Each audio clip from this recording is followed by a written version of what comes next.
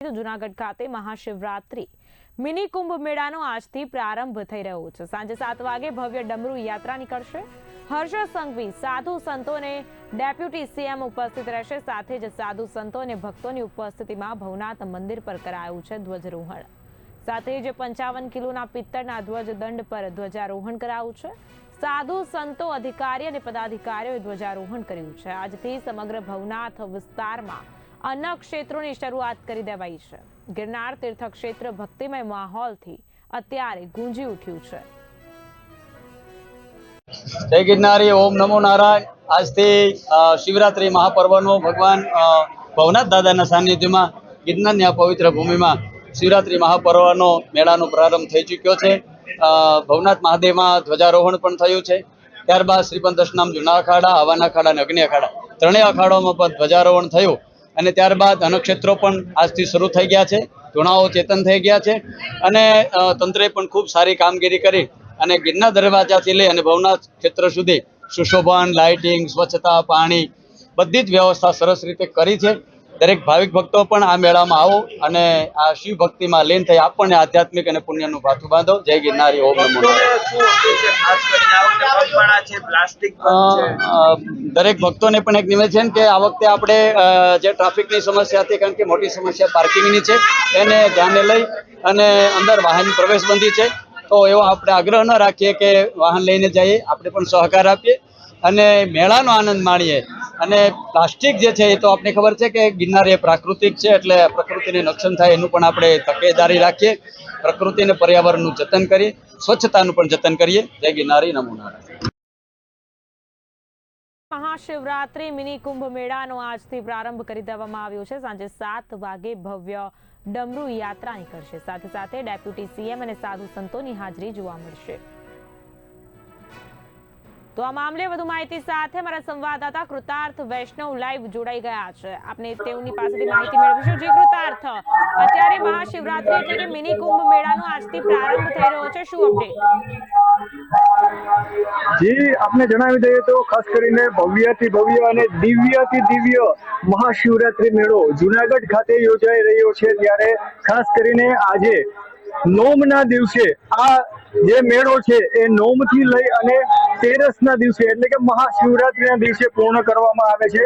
મહાશિવરાત્રીના દિવસે ભવનાથ ખાતે મૃગીકુંડની અંદર સાધુ સંતો સ્નાન કરી આ ક્યાંક ને ક્યાંક મહાઆરતી બાદ આ મેળાને પૂર્ણ જાહેર કરવામાં આવે છે। ત્યારે ખાસ કરીને જો વાત કરવામાં આવે તો મારી સાથે હાલ અલગ અલગ ભારતીય જનતા પાર્ટીના કહીએ તો સંઘના કહીએ તો ઘણા બધા પદાધિકારીઓ અહીંયા ઉપસ્થિત છે। ત્યારે મારી સાથે રાષ્ટ્રીય સ્વયંસેવક સંઘના ધર્મ જાગરણના પ્રાંતના અધિકારી દેવેન્દ્રભાઈ મારી સાથે જોડાઈ ગયા। જી દેવેન્દ્રભાઈ, ખાસ કરીને જો વાત કરવામાં આવે ધર્મ સાથે ક્યાંક ને ક્યાંક જોડાયેલા ભવ્યથી ભવ્ય શિવરાત્રી મેળાનો પ્રારંભ થઈ ચુક્યો છે, શું કહેશો?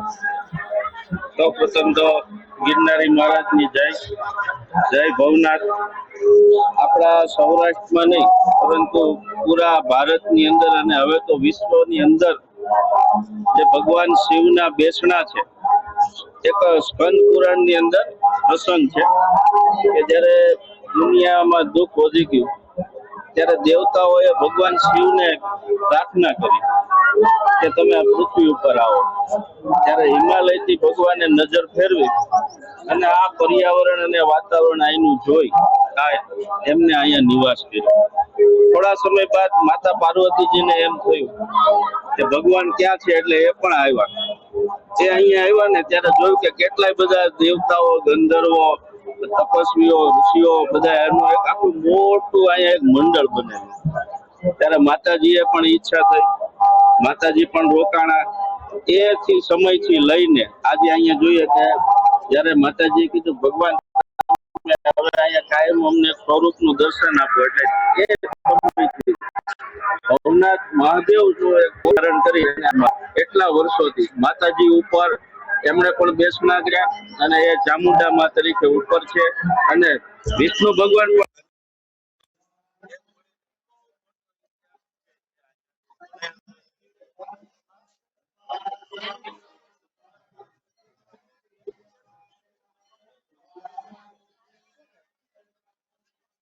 ભારત માતા આજથી 6 વર્ષ થયા ત્યારે આદરણીય મોહનજી ભાગવત અને ટીમે નક્કી કર્યું કે 365 દિવસ આપણે સ્વયંસેવકો એવું કામ કરીએ સંઘ નહીં પરંતુ હિન્દુ સમાજ મજબૂત થાય.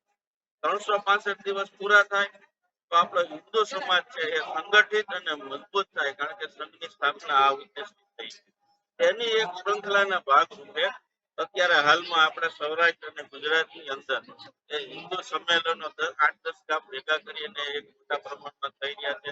ખાસ કરીને સૌરાષ્ટ્રની વાત કરું તો અહીંયા 1400 જેટલા સંમેલનો શરૂ થઈ ચુક્યા છે. હજી 1.5 મહિનો સુધી એ ચાલશે.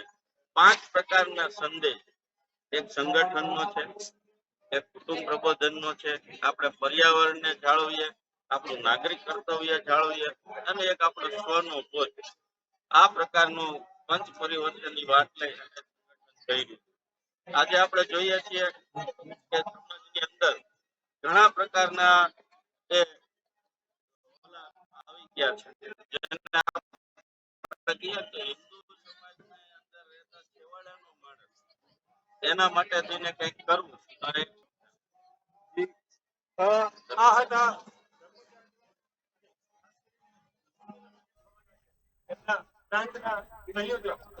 બિલકુલથી જી કૃતાર્થ, જે ડમરુ યાત્રા યોજાનાર છે તેને લઈને કેવા પ્રકારની તૈયારીઓ છે, સાથે જ પોલીસની શું ભૂમિકા છે, કેવો બંદોબસ્ત ગોઠવાયો છે?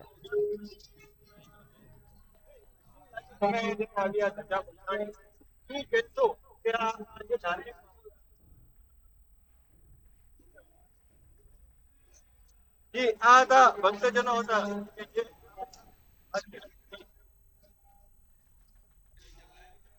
જે ચોક્કસથી કૃતાર્થ, પોલીસ દ્વારા કેવા પ્રકારની વ્યવસ્થાઓ ગોઠવવામાં આવી છે, સુરક્ષા બંદોબસ્તને લઈને શું પરિસ્થિતિ છે?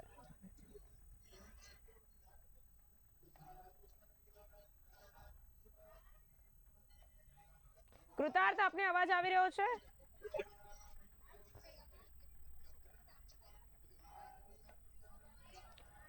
જી બિલકુલ, જેવી રીતે વાત કરવામાં આવે, જુનાગઢ ખાતે મહાશિવરાત્રી એટલે કે મિની કુંભ મેળાનો આજથી જે પ્રારંભ થઈ રહ્યો છે તેને લઈને સાંજે 7 વાગે ભવ્ય ડમરુ યાત્રા નીકળશે. આ સાથે જ વધુ માહિતી સાથે અમારા સંવાદદાતા કૃતાર્થ, આપને અવાજ આવી રહ્યો છે?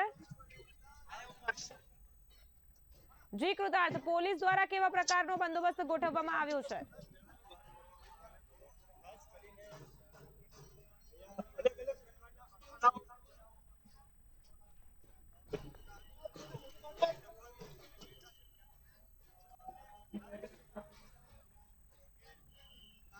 સામે જે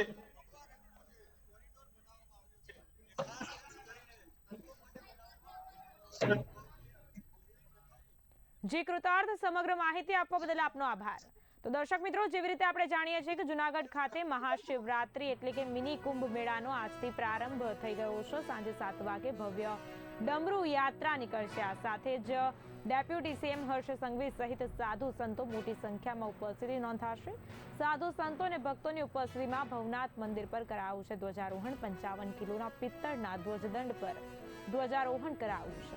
સાધુ સંતો, અધિકારી અને પદાધિકારીઓએ ધ્વજારોહણ કર્યું છે. આજથી સમગ્ર ભવનાથ વિસ્તારમાં અન્ય ક્ષેત્રોની શરૂઆત પણ કરી દેવામાં આવી છે. ગિરનાર તીર્થક્ષેત્ર ભક્તિમય માહોલથી ગુંજી ઉઠ્યું છે.